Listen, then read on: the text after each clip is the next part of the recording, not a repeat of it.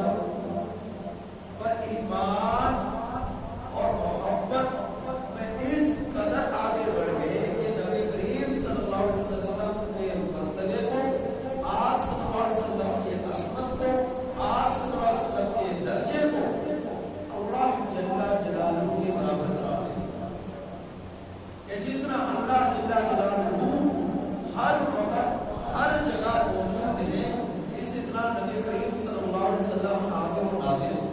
یعنی ہر جگہ ہر وقت موجود ہے، جس طرح کہ اللہ جل جلالہ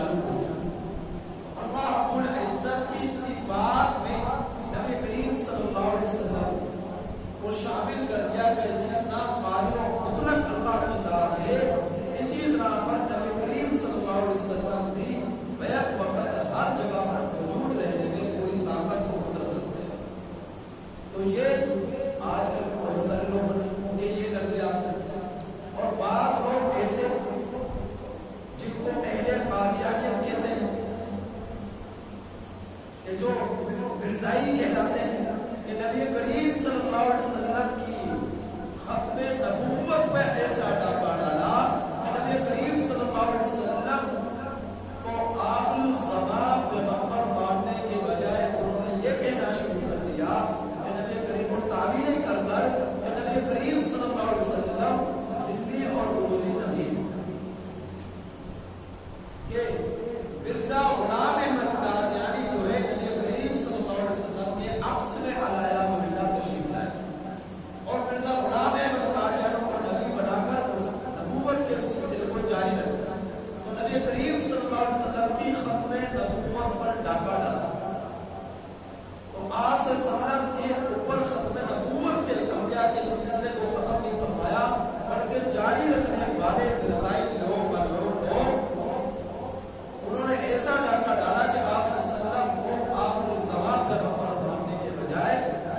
مرزا غلام احمد قادیانی کو بھی 14ویں صدی کا نبی بنا کر اس کی تعلیمات پر عمل کرنا شروع کر دیا۔ تو اس قدر یہ لوگ گمراہی کا مبتلا ہوئے، تو ایمان کے اعتبار سے یہ لوگ بھی کمزور ہوئے، عقائد اور نظریات کے اعتبار سے یہ لوگ بھی کمزور ہوئے۔ تو اللہ رب العزت نے اس آیت کریمہ میں فرمایا کہ تم لوگ اس طرح ایمان لے کر آؤ کہ جس طرح کے نبی کریم صلی اللہ علیہ وسلم کا آخرت پر، فرشتوں پر، رسولوں پر، کتابوں پر، بعثت بعد موت پر، اچھی بری تقدیر پر آپ صلی اللہ علیہ وسلم کا ایمان تھا، اور آپ صلی اللہ علیہ وسلم کی تعلیمات تھی، اور ان تعلیمات پر حضرات صحابہ اکرام نے جس طرح عمل کیا اور ان کے عقائد و نظریات ان تعلیمات پر جس طرح تھے، تو اسی طرح لوگ اپنے نظریات اور عقائد رکھتے ہیں۔ اور پھر نبی کریم صلی اللہ علیہ وسلم تسلی دیتے ہوئے فرمایا کہ آپ کے جتنے بھی دشمن ہیں، اللہ رب العزت آپ سے عداوت رکھنے والے، آپ کے سے دشمنی رکھنے والے لوگوں کے لیے آپ کی طرف سے کافی ہو جائے۔ چنانچہ ایسا ہو یہ جو آیت ہے فَسَيَكْفِيكَهُمُ اللَّهُ، اس آیت کے جو ایک ٹکڑا تفسیر مظہری میں ہے کہ جس وقت حضرت عثمان غنی رضی اللہ تعالی عنہ مصری لوگ شہید کرنے کے لیے آئے، تو آپ نے قرآن کریم کھولا ہوا اور قرآن کریم کی تلاوت کر رہے ہو، تو انہوں نے تلوار کے ذریعے سے آپ کے ہاتھ پر وار کیا، آپ کا ہاتھ کٹا اور خون فَسَيَكْفِيكَهُمُ اللَّهُ اس جملے پر ہے، قرآن کریم کے آیت کے اس جز پر خون کا قطرہ گرا، تو اس وقت حضرت عثمان غنی رضی اللہ تعالیٰ عنہ نے فرمایا کہ اسلام کے خاطر یہ پہلا ہاتھ ہے، اور اللہ رب العزت نے پھر آپ کے دشمنوں سے ایسا انتقام دیا کہ جنہوں نے بھی آپ کو شہید کرنے میں معاونت کی یا آپ کو شہید کیا، کہ وہ سب کے سب ذلیل اور رسوا ہو کر ذلت کی موت مرے، ذلت کی موت مرے۔ اور فَسَيَكْفِيكَهُمُ اللَّهُ کہ اللہ تعالیٰ نبی کریم صلی اللہ علیہ وسلم کے ایمان مسلمانوں کی طرف سے ان کے دشمنوں کے لیے کافی ہو جائے، اس طرح کافی ہو جائے کہ نبی کریم صلی اللہ علیہ وسلم کو مدینہ منورہ تشریف لائے، مدینہ کے اطراف میں اہل یہود آباد، اہل نصارہ آباد یا اہل مشرکین سے واسطہ پڑا مکہ مکرمہ میں، تو زیادہ مخالفین اہل یہود کے یا اہل نصارہ تھے یا مشرکین تھے، تو اللہ رب العزت جو ایمان لے آئے وہ تو لے آئے، اللہ تعالیٰ نے ان کو یہ سعادت عطا فرمائی کہ وہ ایمان لے آئے آپ صلی اللہ علیہ وسلم کی تعلیمات پر اور آپ صلی اللہ علیہ وسلم کی ذات کریمہ پر ایمان لے آئے، لیکن جو ایمان نہیں لے کر آئے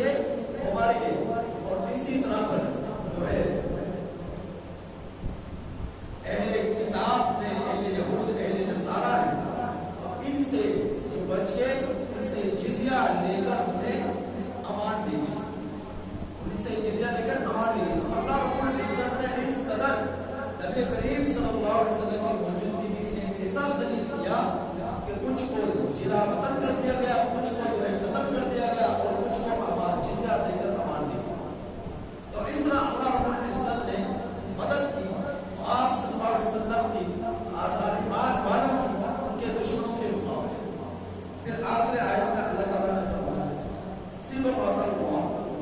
اللہ رب العزت کے رنگ اختیار اللہ کے رنگ کہ دین اسلام کو رنگ سے تعبیر کیا، دین اسلام کو رنگ سے تعبیر کیا کہ اللہ رب العزت کے رنگ اختیار کرو، یعنی اللہ کا جو دین ہے اس میں اپنے آپ کو پوری طرح رنگ لو۔ اور ایک بڑا اس کا ختنے کیا گیا، اصل میں بات اس کا ہے